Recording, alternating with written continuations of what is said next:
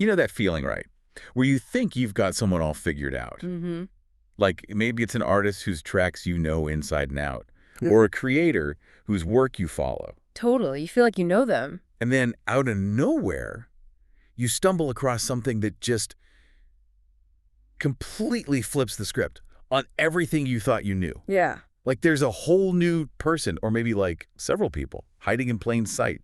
Layers you never even dreamed existed. Yeah. That's the moment where your jaw just, like, hits the floor. It's like finding the secret blueprint to someone's entire operating system. Right. And realizing the surface level stuff you've been seeing is just a tiny fraction of their reality. It really makes you question what identity even means, you know, and how much we truly ever see. Exactly.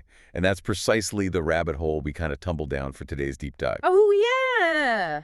Welcome back, everyone. This isn't actually the first time we found ourselves circling back to someone whose name just kept popping up, demanding we pay closer attention. Right. He keeps showing up. You might remember him from way back in episode 6, Twice, Saved My Life. That's where Daniel Bates hit us with that raw, unfiltered personal confession. Yeah, about literally finding his way back from a really dark, like, numb place through K-pop, through Twice. That conversation, it stuck with me. It resonated. Uh-huh. And then only a few episodes later, right, episode 9, The Boy Who Stole Time, we found ourselves diving into his mind-bending reimagining of Peter Pan under the alias of Daniel's vision. Oh, man, that theory. Right. The way he just turned Neverland and childhood completely on its head. Just, wow. It blew our minds, remember? Oh, I remember. That Peter Pan deep dive was a lot, in the absolute best way possible. Totally. But here's the kicker. As profound as those previous insights felt back then, they really only scratched the surface. Seems that way now, yeah. So today, our mission is to really try and grapple with the multifaceted identity of Daniel Bates.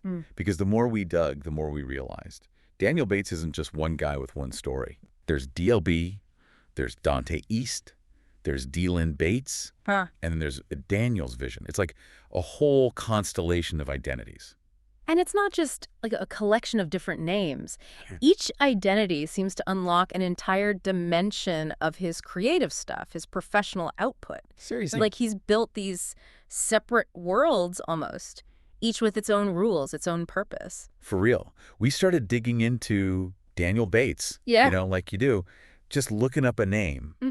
Standard procedure. And what we started to find was just loads of information. But here's the thing. It's not the stuff that shows up on the first page of a Google search using just one name. Right, you got to dig a bit. You start combining the names, the themes, the recurring ideas. And that's when more starts to bubble up. It was like solving a puzzle piece by piece. And it immediately makes you wonder, is that by design? Like, what kind of mind even thinks like this? It's fascinating. Not just a stage name or a pen name. It's a whole strategy for living and creating, it feels like. It truly is fascinating, and it definitely casts a new light on those earlier deep dives, doesn't it? Totally. Knowing more about these layers gives us so much richer context for his honesty in episode 6 and for the really unique, almost like therapeutic way he approached Peter Pan in episode 9. It's like we're finally starting to see the full complex picture, or at least a much bigger part of it. Okay, let's get into it. Let's unpack this. We're talking about one person operating under so many distinct identities. It's not just unusual, it's genuinely intriguing. Right.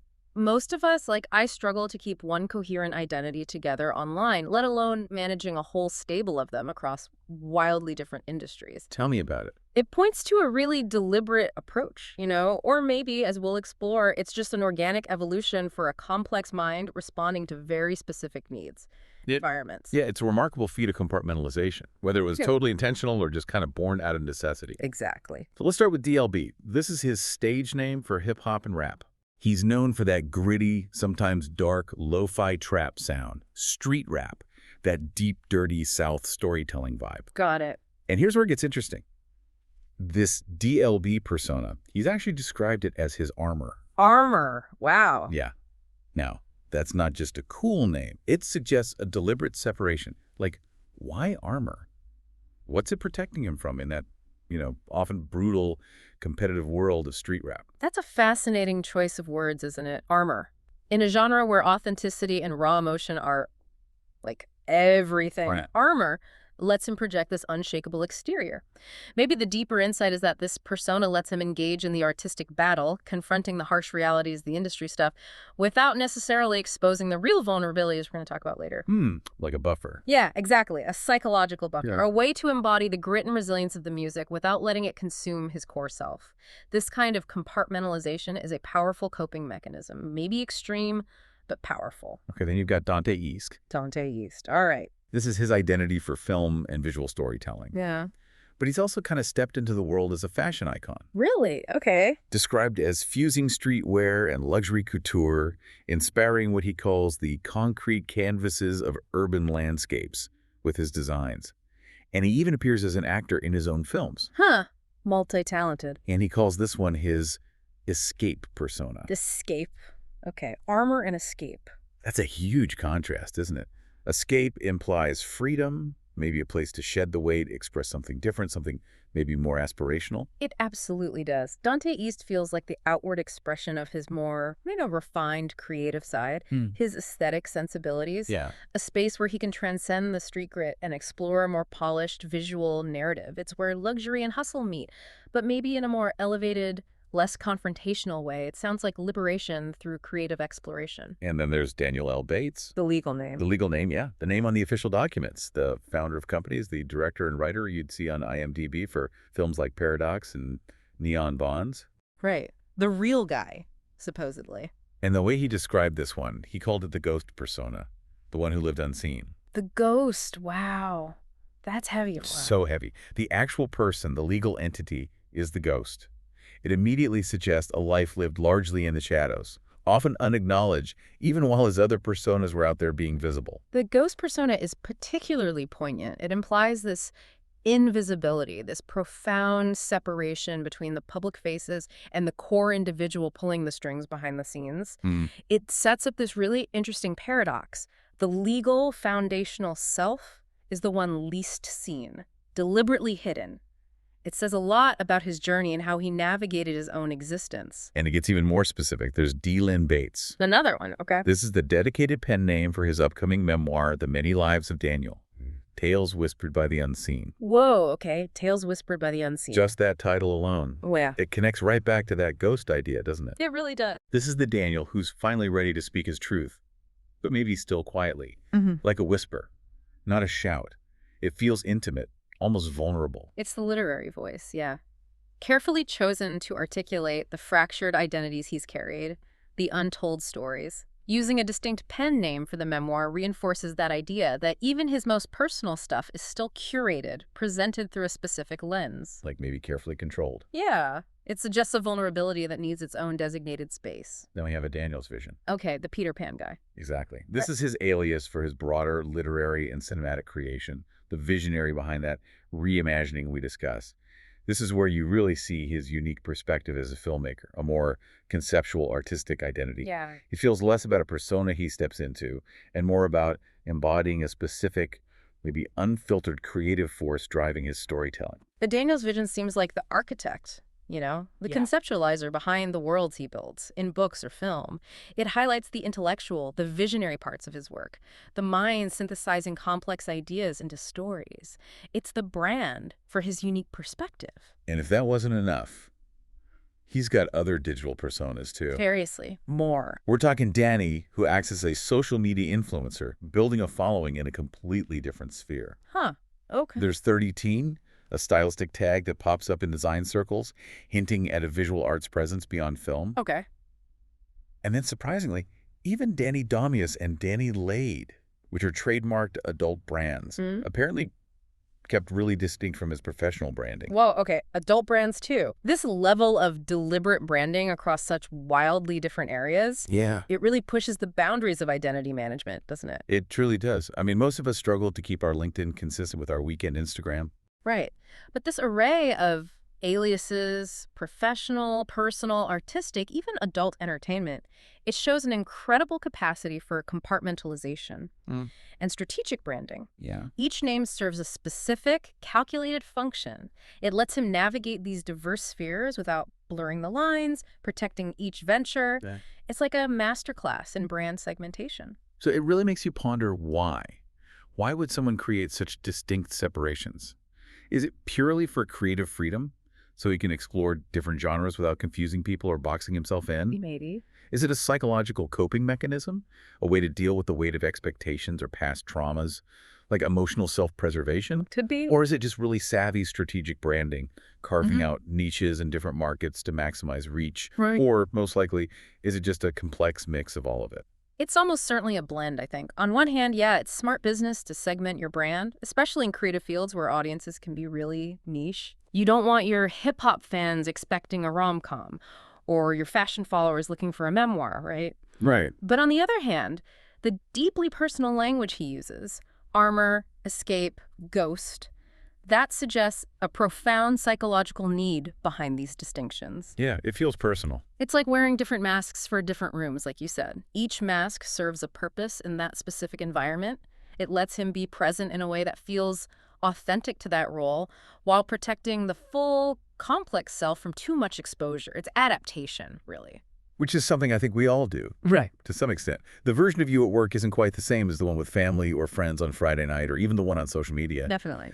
But Daniel Bates seems to have taken that innate human tendency to a whole other level. It's not just a slight adjustment. It's like a whole new identity, a complete pivot each time. Mm-hmm. What's the line, though, between healthy compartmentalization and potentially losing a sense of cohesive self when you're managing this many personas?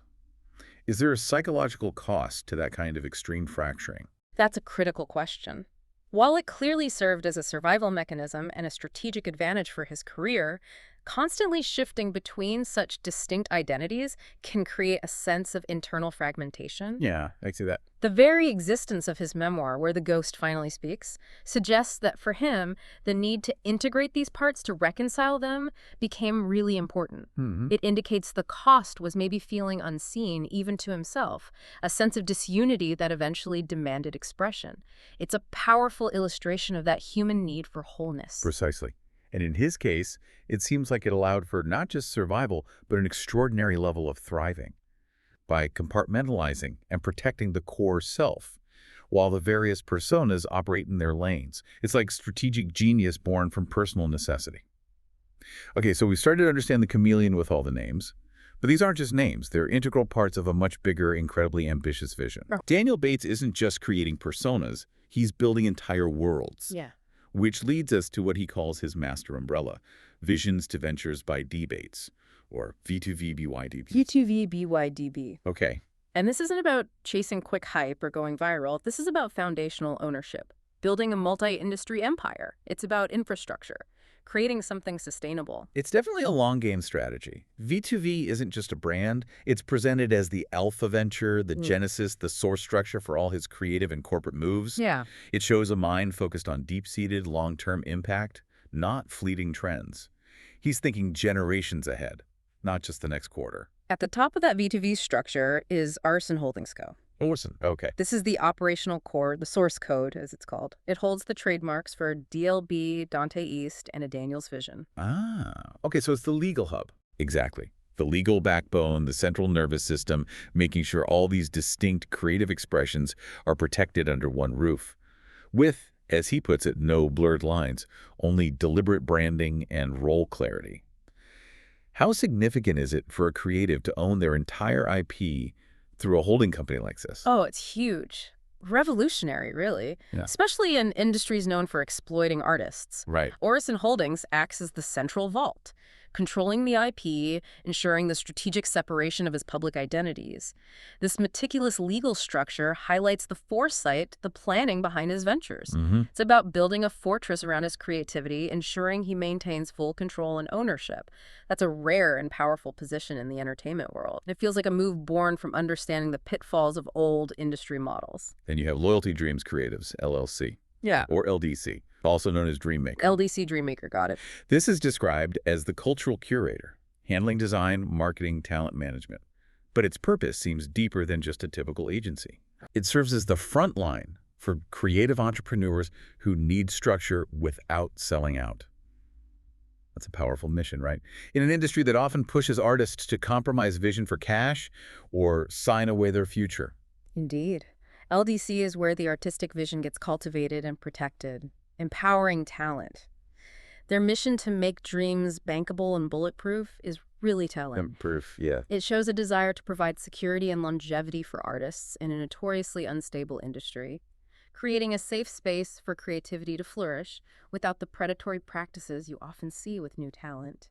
It feels like it comes from his own experiences, recognizing what artists really need long-term. And the core team at LDC, their origin story is just as interesting. You've got Savon Alexander Clark, co-founder and CSO, focused on strategic goals. Okay. He met Daniel at Caesar's Palace at a craps table. No way, really? Yeah, Daniel called it an unlikely catalyst for a partnership. Definitely not your typical boardroom meeting. Not at all. But that serendipitous meeting, amidst the casino buzz and calculated risks, it speaks to how unconventional but effective his networking might be. Savon brings that sharp business sense, a vital balance to Daniel's creative drive. Suggests trust built on shared understanding, recognizing complementary strengths outside the usual corporate boxes. Then there's Juju Thompson, the head of legal, handling all the contracts, the IP. Crucial role. She came in when Daniel and Savon were just brainstorming LDC's core ideas. Juju was just a paralegal intern then. Wow. But she impressed them with her insightful, clear, and actionable advice on trademarks and copyrights. They basically saw her as a vital asset on the spot and headhunted her when the company launched. Smart move. It's like they just collected these essential, brilliant pieces for their puzzle exactly when they needed them. Juju's role is absolutely critical, providing the legal foresight to protect the company's huge IP interests, especially with Bates's multifaceted ventures. Her being there early says a lot about how important legal structure was from day one, not an afterthought. She's the one making sure those dreams are truly bulletproof. Totally. And finally, Marcus M. Reynolds, the EVP of Talent and Operations. Described as a self-made mogul from Detroit. No formal degrees. His education came from the streets and the cutthroat world of entertainment. Where's the back? He was scouting at an underground music showcase in Detroit when an LDC rep spotted him. Apparently, their visions aligned quickly on authenticity and unique sound. He brings that street-smart talent scouting, deep roots in the Detroit underground scene, a crucial link to raw, undiscovered talent. M. really embodies that street-to-stage philosophy Daniel Bates also champions. His background provides that crucial, authentic link to grassroots talent, the unfiltered sound LDC wants to preserve. Their collective origin stories, serendipity, shared vision, suggest a really organic but effective team. One that values real-world experience just as much as formal qualifications. A team built on trust and understanding the hustle. Then there's Vivavent Capital, the capital arm of V2V. Okay, the money side. This is where nightlife and adult entertainment ventures get funded. It's tied to entertainment, but focuses on direct investment, backing people and ideas, not just products or trends. Interesting niche. They even have incubation ideas like Dalgas Pine's Inspiration. Sounds like it leans into global, maybe unconventional influence, potentially connecting the Philippines with wider markets. So it's not just creative output, it's strategic investment in the broader, sometimes overlooked entertainment landscape. Vivavent Capital seems like the financial engine powering some of the more unconventional, maybe higher return ventures in the V2V ecosystem. Shows a willingness to diversify beyond traditional creative projects into spaces aligning with his broader vision. It really underscores the scope of his entrepreneurial ambition and understanding where capital can be generated and leveraged. And then LUVME RCY. The fashion label. Yeah. But this isn't just another designer streetwear label. It's a profound memorial to Mercedes Mercy Diamond. Oh, wow, okay. He explicitly states the pieces tell a story of softness, loss, grace, and power, directly connecting it to his personal loss. This isn't just fashion or commerce. It's emotional depth, storytelling embedded right into the fabric, literally. Every stitch is a narrative. That's a profoundly powerful integration of personal narrative into a commercial venture. LUVME RCY isn't just a fashion label. It's a tangible testament to how deeply his personal experiences, especially grief and resilience, are woven into his businesses. Yeah. It gives the brand a profound emotional core, transforming clothing into a wearable eulogy, a message. It makes it so much more than just a brand, it makes it a mission. You know, when you zoom out and see all of this V2V, ORSN, LDC, Vivavent, LUVME, RZY, what really emerges isn't just a strategic mind, but a revolutionary approach to creative entrepreneurship. In an era dominated by the build fast, burn out faster thing, where it's all about virality and quick exits, Daniel Bates is meticulously constructing this multi-industry empire rooted in his foundational ownership. What does it mean, like in real terms, to build a legacy around art and ownership today in this volatile creative economy. It's a deliberate act of profound resilience.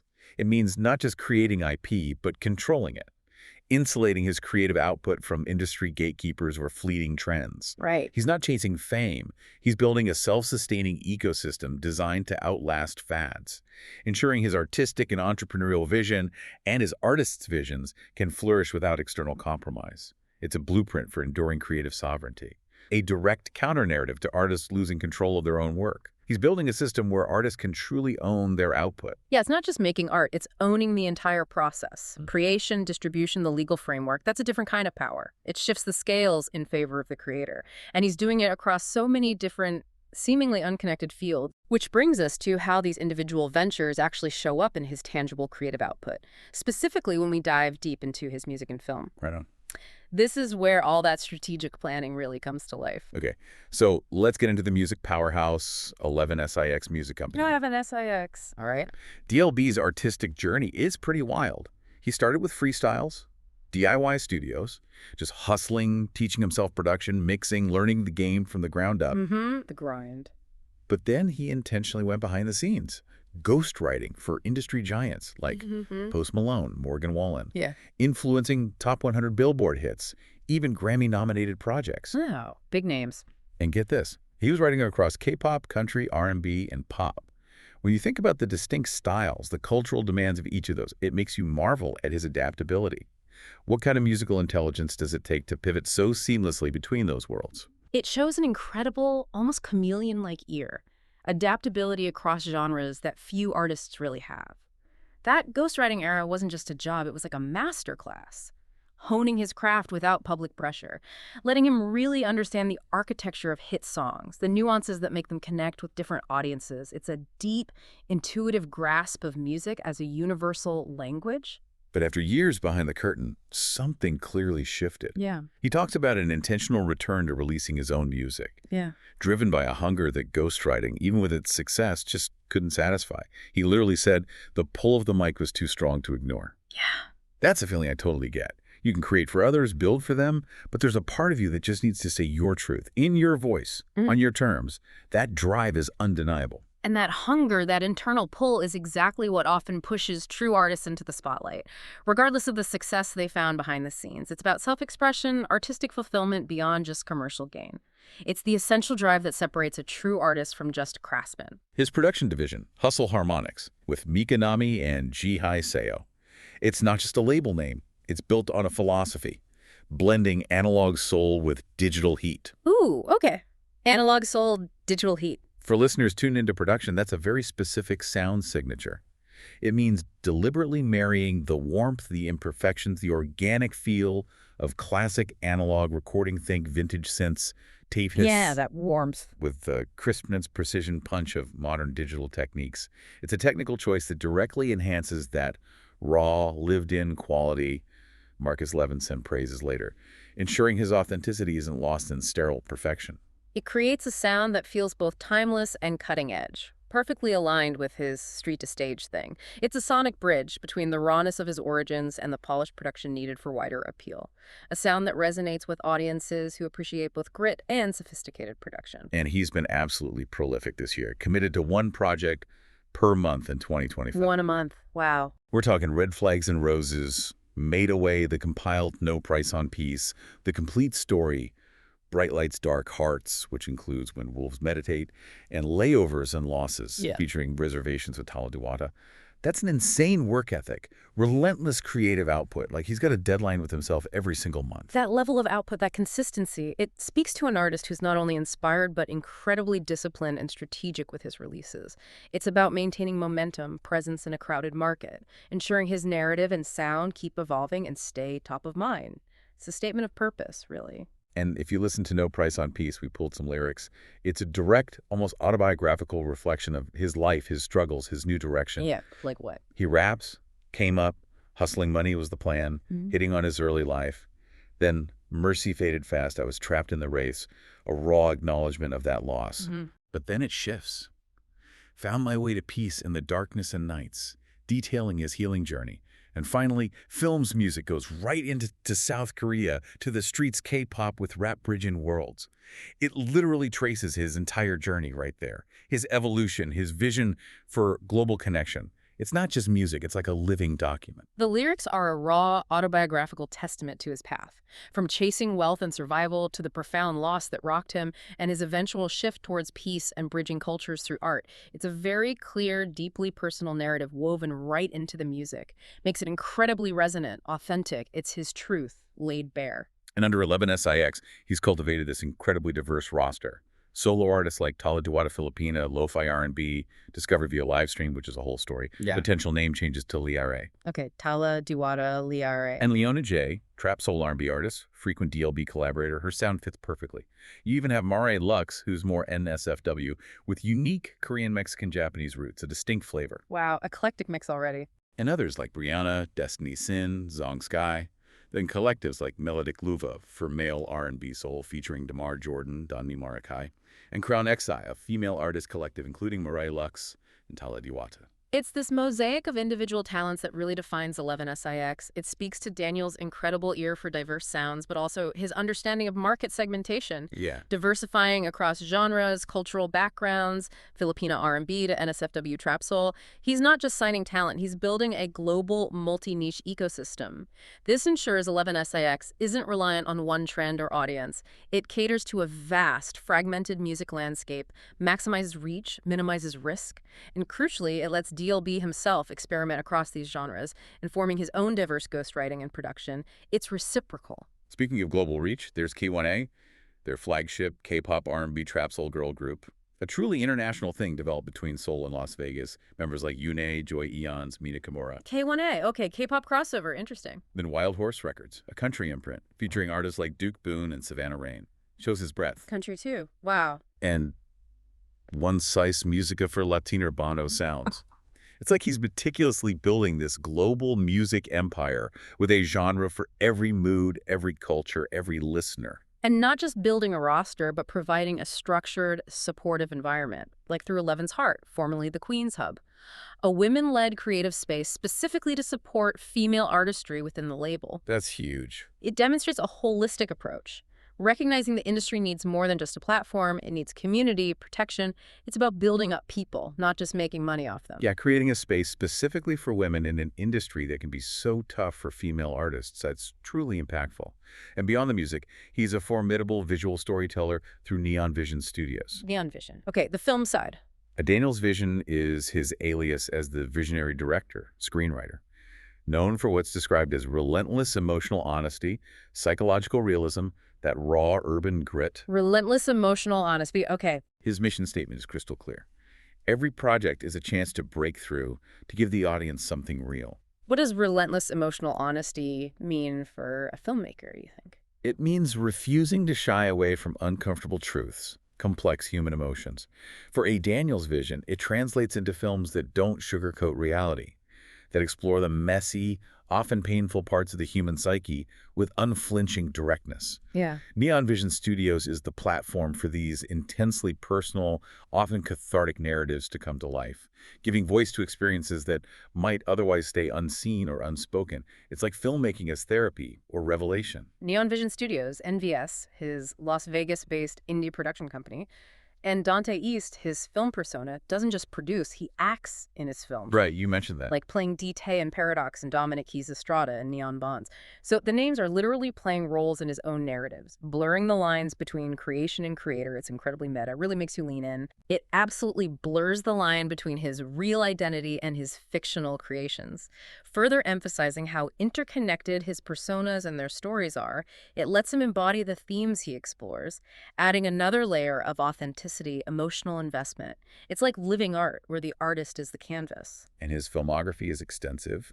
We've got Paradox 2024, an indie drama where characters are overtly based on his alter egos. Gives you a glimpse into their internal world. Okay, Paradox. Meta. Then Neon Bonds, 2027, an ambitious urban epic in association with Bayview Entertainment and Dream 2 Real Management. Neon Bonds. Sounds big. And Islands Between Us, romantic drama set between the Philippines and USA, exploring love, self-discovery, emotional growth, filmed in Dallas, Vegas, and crucially El Nido, Palawan in the Philippines. Ah, the Philippines connection again. The global scope of his film projects, especially that deep tie to the Philippines, links directly back to his own journey, his recent experiences there. It adds another layer of authenticity.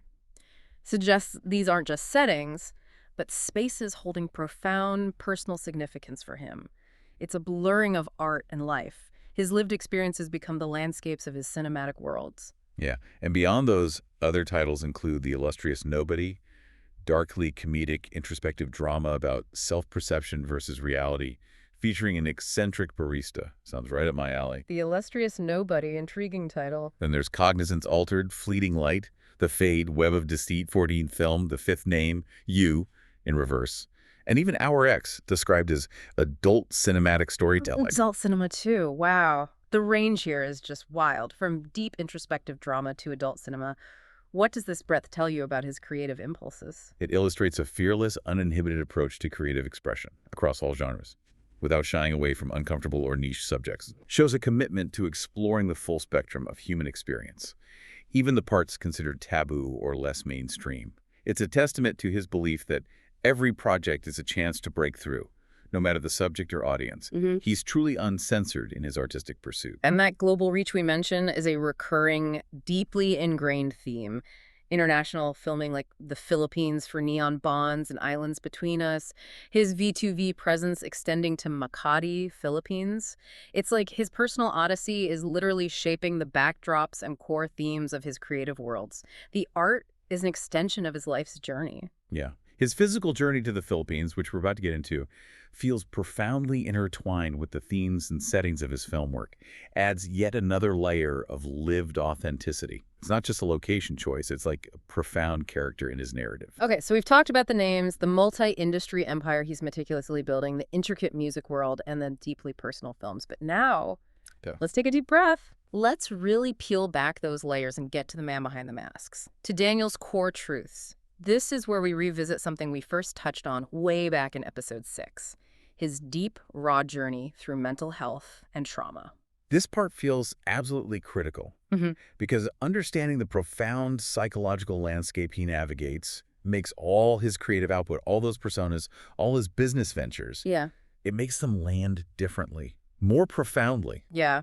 Without this context, you only see the surface. With it, you understand the wellspring, where everything flows from. In that earlier deep dive, we heard his raw confession about his creative silence, how he was deep in debilitating burnout, battling severe bipolar disorder and depression. He said he felt numb, like he was already gone. He used that haunting phrase, lost the rhythm of life. Hearing that again, it just hits so differently now, knowing more about the full scope of his internal battles. It wasn't just a creative block, it was a fundamental disconnection from his own existence. That phrase, lost the rhythm of life, combined with the context of his severe mental health struggles, it paints a picture of profound internal disconnection, despair. It wasn't just a creative block, it was a fundamental shutdown of his emotional, psychological being. A deep void where inspiration and feeling should have been. It's the silence that speaks the loudest. And now we have official diagnoses that provide so much more context for that struggle. Bipolar I disorder, PTSD, anxiety, social anxiety disorder, SAD, avoidant personality disorder, AVPD, and seasonal affective disorder, SAD. A lot to carry. It is. And these aren't just clinical labels. They explain so much. Bipolar I means profound, often debilitating shifts between manic highs and depressive lows. Can completely hijack productivity, self-perception. Couple that with PTSD, intrusive memories, hypervigilance, deep emotional pain from trauma. And then social anxiety and AVPD, extreme social inhibition, feelings of inadequacy, hypersensitivity to negative criticism. You have a potent cocktail for profound internal disconnection. Exactly. And when you add seasonal affective disorder, which can worsen depressive episodes, especially in winter, you get this cumulative effect. A really challenging internal landscape. Intense emotional swings, pervasive self-doubt, a constant struggle to connect outwardly. It's not just a bad day, it's a constant battle for emotional regulation, social engagement, which profoundly fueled the need for those armor and ghost personas we talked about. They were coping mechanisms, defenses against an overwhelming internal reality. It makes complete sense why he would feel that numbness or that he was already gone. When you're battling that combination of mental health challenges, it's not just a bad mood or a rough patch. It's a complete hijacking of your emotional, psychological, social life. It's easy to see how someone could feel invisible, like a ghost, even to themselves, utterly disconnected from the world and their own core. And then you add the profound personal loss. He's explicitly mentioned the impact of losing Mercy, which we now know is connected to his LUVME RCY fashion line, and it's clearly a big part of his memoir. That kind of grief, on top of those clinical diagnoses, it's an unbearable weight. It would crush most people. It makes his continued drive to create, to build, to share even more extraordinary. Which brings us to the memoir itself, The Many Lives of Daniel, Tales Whispered by the Unseen. That title again, powerful. Its explicit purpose is to tell the stories no one ever asked for, to reveal fractured identities, quiet pain, and the moments no one would believe unless they lived them. What does it mean when an artist with so many constructed personas decides to finally let the ghost speak? This memoir sounds like it's designed to be the raw truth, the unfiltered narrative from the ghost persona finally speaking up about the parts of his life he buried or kept hidden.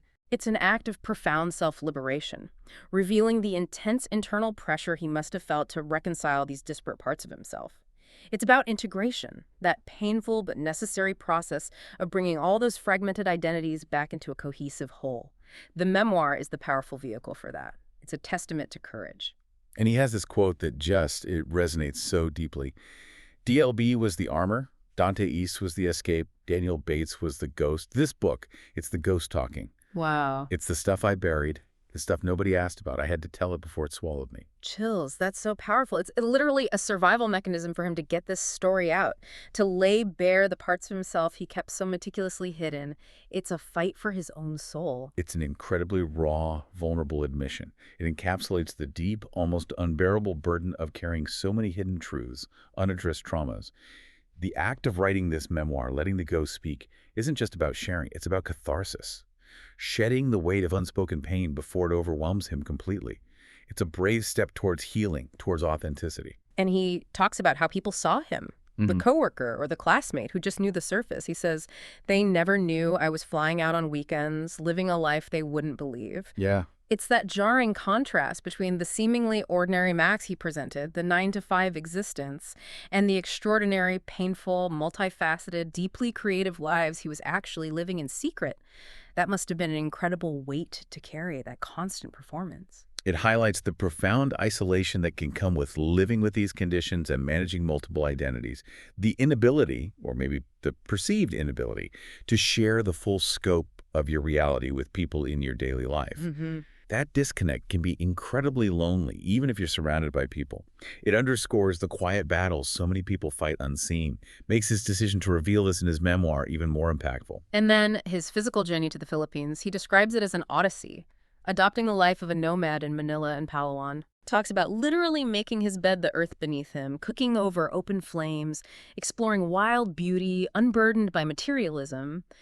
This wasn't just a vacation. This was like a physical manifestation of his internal quest for clarity, for healing. Wow. Confronting lost Love Mercy's echoes, still profoundly present, and finding a kind of peace amidst solitude. He was literally trying to stitch himself back together in a raw, new environment, physically stripping away external distractions. That nomadic period in the Philippines sounds clearly transformative, where external solitude forced profound internal reflection. It was like a pilgrimage, echoing his earlier journey to see Twice live, but this time on a deeper, more existential level. Confronting his past, processing grief, actively seeking internal harmony amidst the chaos of his mind. It seems like it was a crucial period of rebuilding his foundation. So when we revisit our previous deep dives with all this new information, it all just makes so much more sense, doesn't it? Completely. His Twice Saved My Life confession from episode 6 becomes even more profound, almost gut-wrenching. Knowing the full scope of his mental health struggles, the severe bipolar, the PTSD, the chronic anxiety, the profound numbness, feeling already gone like a ghost, it makes Twice, giving him permission to feel again, a critical, almost miraculous moment. They weren't just a pop group. They were literally cracking open a fortress of despair, providing a lifeline when he was at his absolute lowest. That sense of permission takes on a far deeper meaning now. It wasn't just enjoyment or a simple distraction. It was about re-engaging with the fundamental capacity for emotion, for joy, for connection, things suppressed by severe mental illness and trauma. Right. Twice was a catalyst for resensitization, a spark that reignited his ability to experience the rhythm of life again. It highlights the often unexpected sources of healing and the power of art to reach into the darkest corners of human experience. And then the boy's full time, that Peter Pan reimagining from episode 9. Yeah. His own battles with fear of change, with identity, the overwhelming weight of his past, as detailed by his diagnoses in that raw memoir. They resonate so deeply with the themes in that story. Totally. Peter Pan's gilded cage, his fear of growing up, clinging to perpetual childhood, and Captain Hook's journey to reclaim time and truth. These can now be seen as incredibly powerful allegories for Daniel Bates's own internal struggles. His arduous quest for authenticity. He was literally writing his own journey into a classic tale. The Peter Pan story, viewed through the lens of his own psychological battles, becomes this powerful, almost tragic metaphor. Peter's fear of time and change mirrors Bates's own struggles with emotional stagnation, arrested development, that sense of being already gone.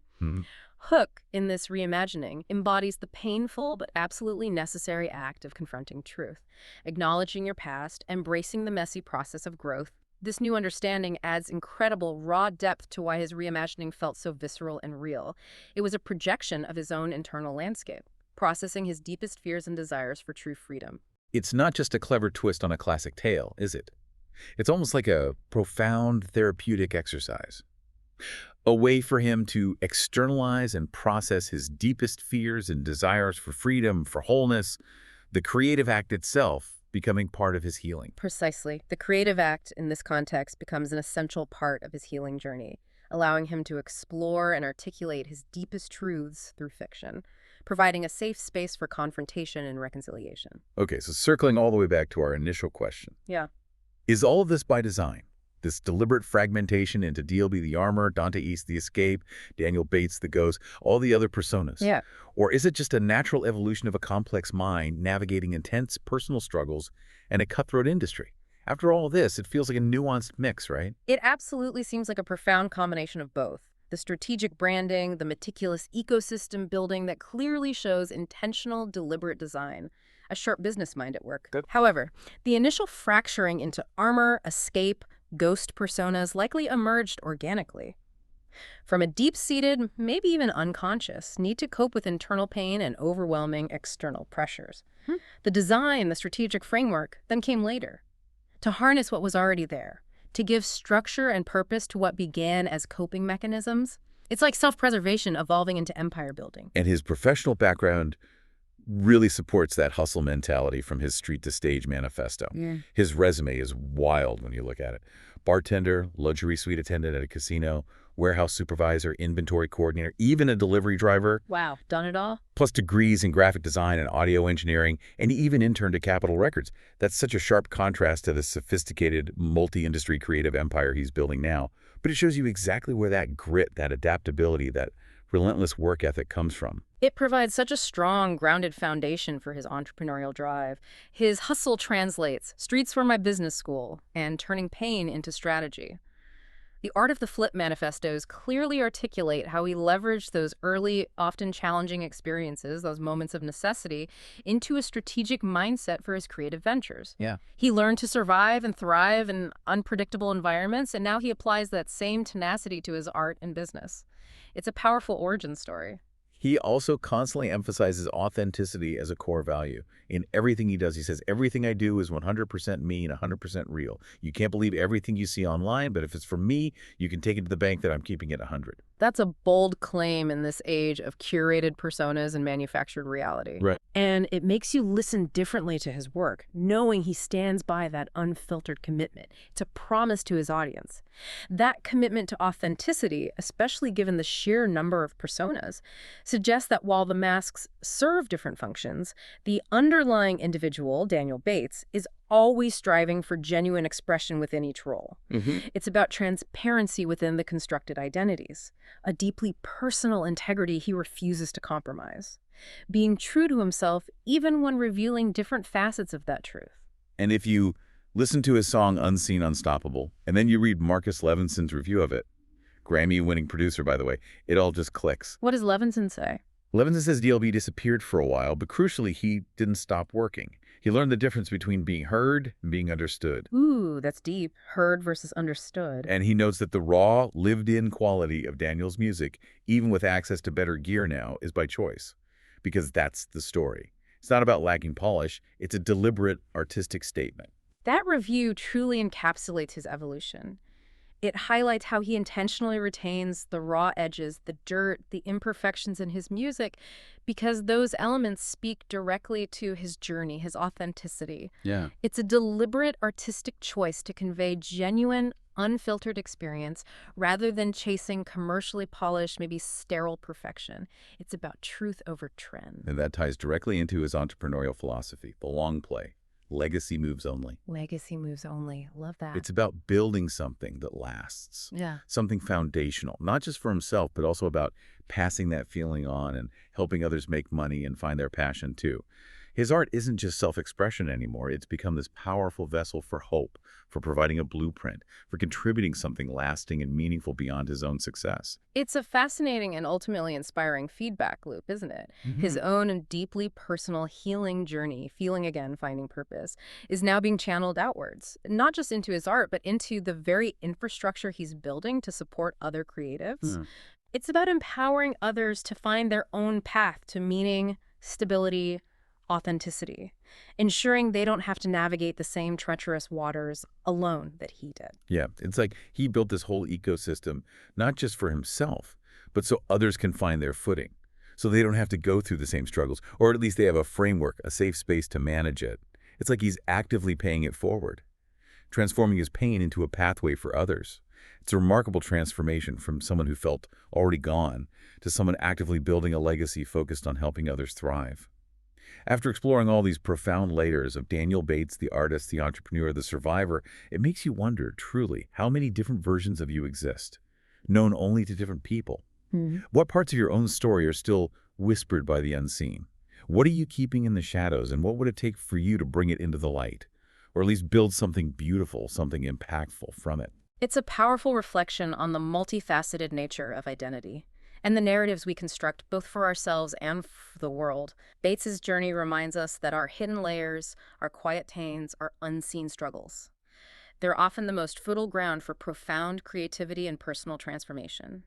They aren't weaknesses, but sources of incredible strength and depth. Honestly, after this one, I kind of want to dig deeper into his other stuff now. Like, what's the angle on Scar? Yeah. Or Gotham? TMNT. He just drops these hints in interviews about reimagining these iconic characters, and I'm so curious about his take. Oh, yeah. Scar and Gotham. Interesting. And the music. I played a snippet on a couple of those songs that popped up in our research exploring, and sounds good. And it sounds like there's more than meets the surface there, too. We got to do a full deep dive into the music soon. I feel like we're just getting started with him. There's definitely more to uncover there. His ability to deconstruct and recontextualize established narratives seems endless. And I'm sure his musical output, given what we've learned today, holds even more personal truth. This episode is powered by NeonKore Media for stories they said were too real to tell.